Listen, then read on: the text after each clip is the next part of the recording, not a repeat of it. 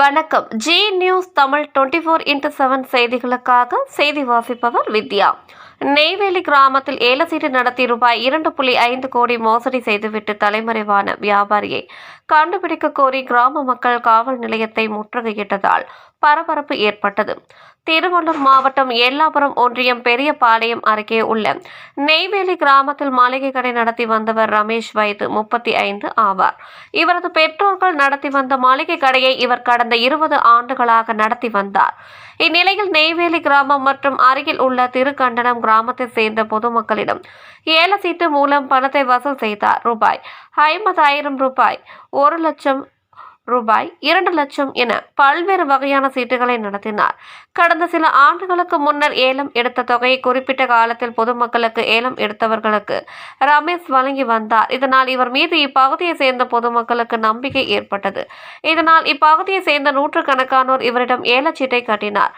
ஆனால் கடந்த சில ஆண்டுகளாக ஏலம் எடுத்தவர்களுக்கு பணத்தை தராமல் காலம் தாழ்த்தி வந்தார். இந்நிலையில் கடந்த சில நாட்களுக்கு முன்னர் ரமேஷ் தலைமறைவானார். அவரது செல்போனும் சுவிட்ச் ஆஃப் செய்யப்பட்டுள்ளது. இதனால் பொதுமக்கள் ஏமாற்றப்பட்டதை அறிந்தனர். இதனால் இக்கிராமத்தை சேர்ந்த பொதுமக்கள் ஏராளமானோர் பெரியபாளையம் காவல் நிலையத்திற்கு வந்தனர்.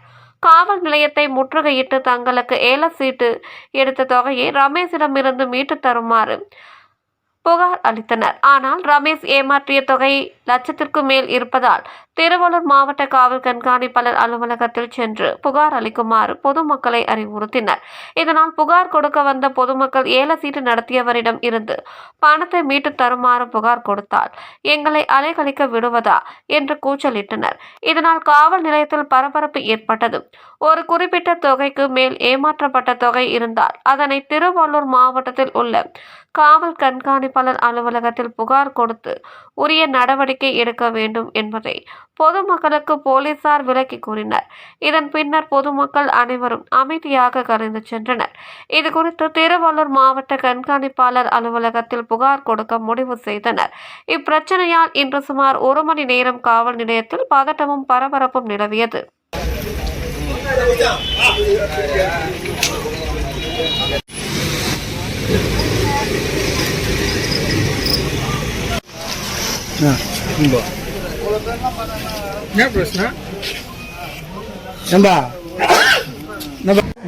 என் பேர் சந்தியா. என் ஊர் நெய்வேலியில் இருக்க அண்ணா வந்து ரமேஷ்ன்றவர்கிட்ட மளிகை கடை வச்சுட்டு இருக்காரு. அவர்கிட்ட சீட்டு போட்டுட்டு இருந்தோம். கடந்த 2018 நான் சீட்டு போட்டுட்ருக்கேன். அவர் ஃபஸ்ட்டு 5,000 10,000 எல்லாம் கரெக்டாக கட்டிட்டு இருந்தார். அதை நம்பி நாங்கள் லட்சக்கணக்கில் சீட்டு போட்டோம். சீட்டு போட்டு இப்போ அவர் எங்கள் ஊரில் கிட்டத்தட்ட ஒரு 40 பேர்கிட்ட மோசடி பண்ணிவிட்டு அவர் எங்கே போனாருன்னே தெரியல. அதனால் அவர் மளிகை கடை வச்சுருக்காரு. நாங்களும் அவரை நம்பி நாங்கள் கஷ்டப்பட்டு காசு சேர்த்து வச்சு சீட்டு போட்டோம். எங்கள் ஊர் மக்கள் எல்லாருமே காசு இழந்திருக்காங்க.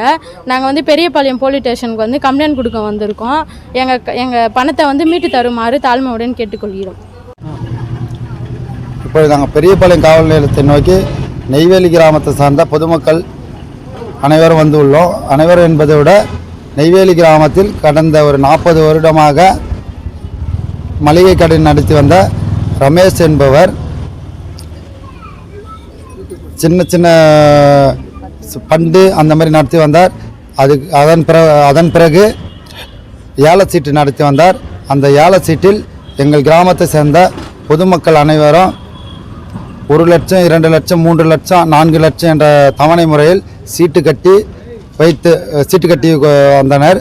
ஆனால் அவர் அனைவருக்கும் பணத்தை திருப்பி தராமல் கிட்டத்தட்ட ஒரு 2 3 கோடி அளவுக்கு பணத்தை எடுத்துக்கொண்டு அவர் வீட்டையும் பூட்டிவிட்டு கடையும் பூட்டிவிட்டு கிராமத்தை விட்டு சென்று விட்டார். அது சம்பந்தமாக பெரியபாளையம் காவல் நிலையத்தில் புகார் மனு அளித்து உள்ளோம். எங்கள் புகார் மனு மீது தக்க நடவடிக்கை எடுத்து எங்களுக்கு உண்டான பணத்தை மீட்டு தருமாறு கேட்டுக்கொள்ள இங்கு வந்துள்ளோம்.